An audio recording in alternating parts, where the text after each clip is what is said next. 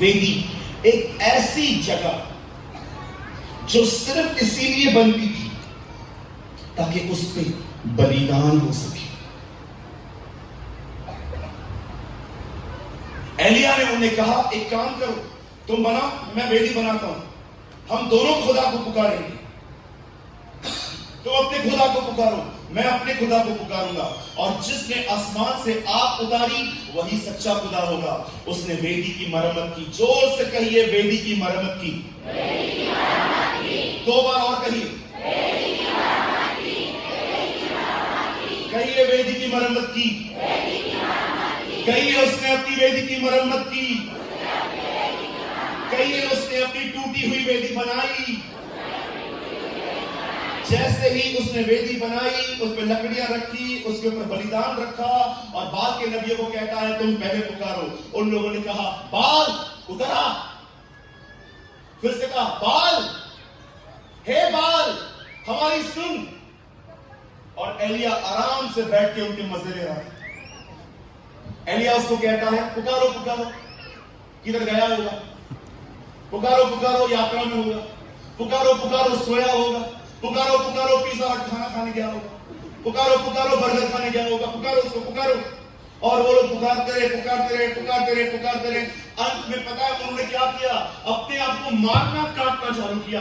अपने आप को मारना, नहीं सुनेगा हमारी नहीं सुनेगा।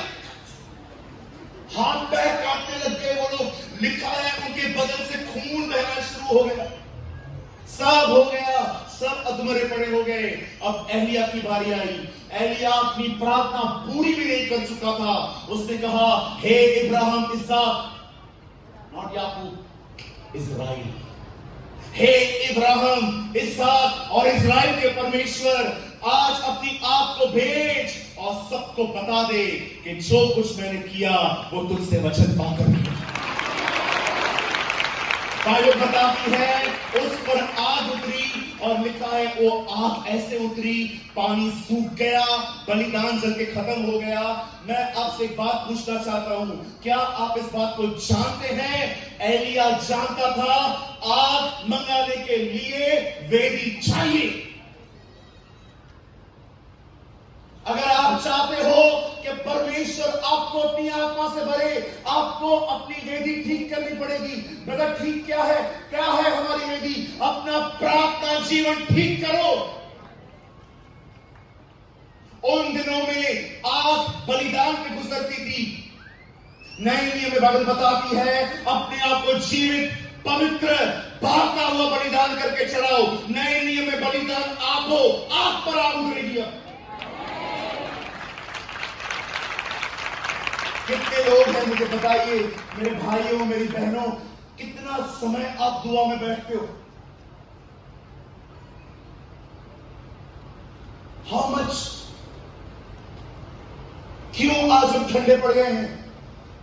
क्यों आज हम आत्मा से परिपूर्ण नहीं होते जा रहे हैं? क्योंकि हमारा प्रार्थना जीवन जीरो हो चुका है। हम प्रार्थना करते हैं पर हमारा प्रेयर लाइफ नहीं है। प्रार्थना करने में और प्रार्थना जीवन जीने में जमीन आसमान का अंतर है। कुछ लोग होते हैं जो सुबह 10 मिनट की प्रार्थना करके उनको लगता है बस हो गया। Sir, it's not enough. 10 minute प्रार्थना करेंगे, घर से निकल जाएंगे, उन्हें लगता है मैंने परमेश्वर पर एहसान कर दिया।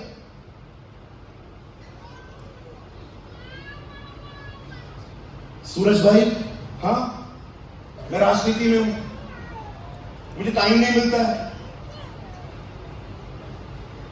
राजा बनने के बाद भी दाऊद को 7 बार दिन में आराधना करने का समय था।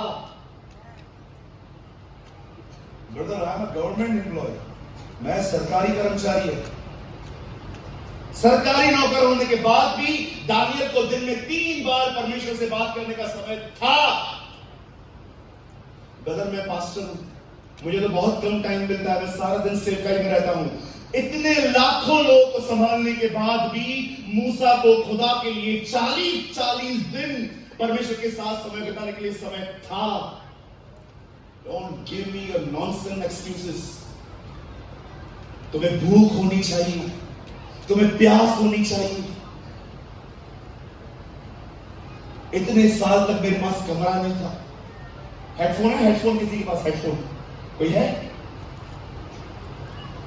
देखो भाई, मैं क्या करता था, मैं एक बार ट्रेन में जा रहा था, सबके सामने दुआ करने लग गया, हे परमेश्वर, मैं यीशु के नाम में तेरे पास आता हूं। लोग है ना, मुझे देख के हंस रहे थे, मुझे ऑकवर्ड फील हो रहा था, सब लोग मुझे देख रहे थे।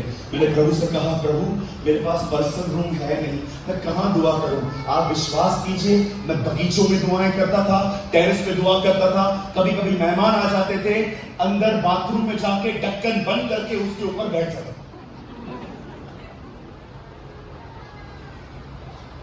मैंने परमेश्वर ने एक दिन कहा, हेडफोन खरीद। ऐसे ही मैंने हेडफोन खरीदी, जैसे इस भाई ने मुझे दी। जानते हो मैंने क्या किया? लोकल ट्रेन में खड़ा हो गया, अब मुझे दुआ करनी है, see the wisdom of God. मैंने डाल दिया ये स्पीकर, सबको लग रहा था मैं किसी से बात कर रहा हूं। जानते हो मैं क्या कर रहा था?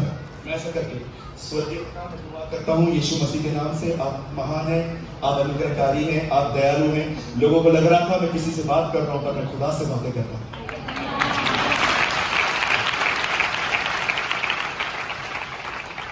कई सालों तक मैंने इसे अपना टूल बनाया था,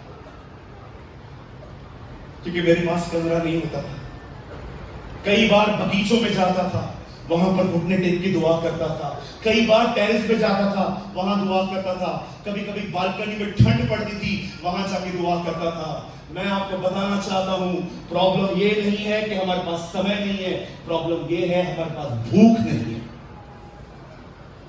मेरे भाइयों, मेरी बहनों, उससे पाने के लिए भूखे और प्यासे बने रहो। एक दिन यीशु मसीह यरीहो नगर में आए, वो चल रहे थे, अचानक पवित्र आत्मा ने उसे कहा, तू इस व्यक्ति को देख रहा है जो ऊपर बैठा है? हाँ, ये तुझे देखने के लिए ऊपर चढ़ा है, देख इसकी भूख और प्यास। यीशु कहता है, नीचे उतर, आज मैं तेरे घर चलूंगा।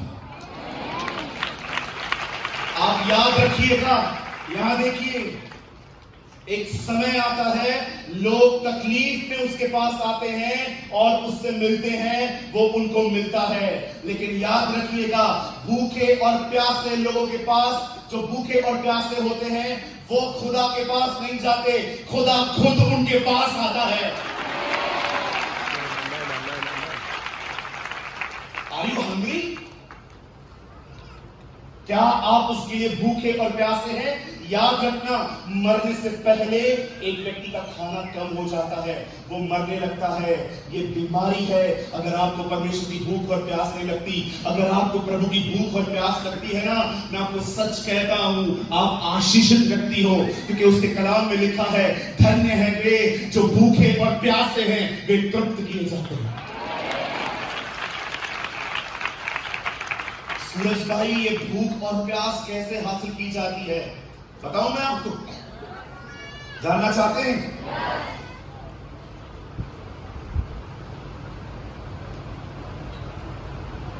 अच्छे लोगों से संगतियां खत्म करो और उनके साथ संगति करना शुरू करो जो खुदा के करीब है। दोस्तियां निभाते निभाते निभाते निभाते हम अपने लक्ष्य ही भूल गए।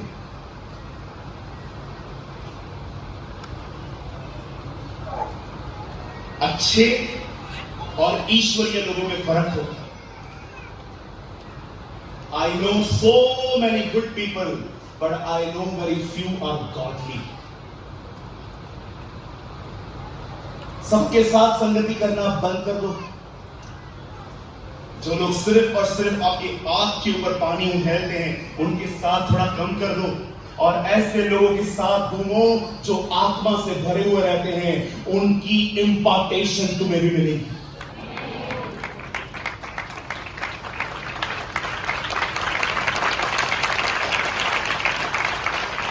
Be filled with the Holy Spirit.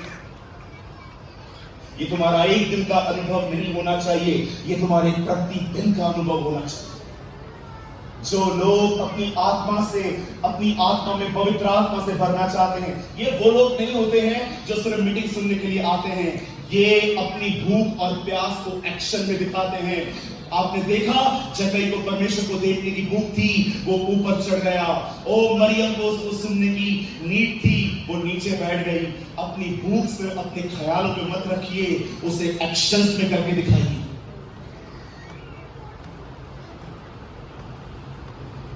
मैं आपको अपनी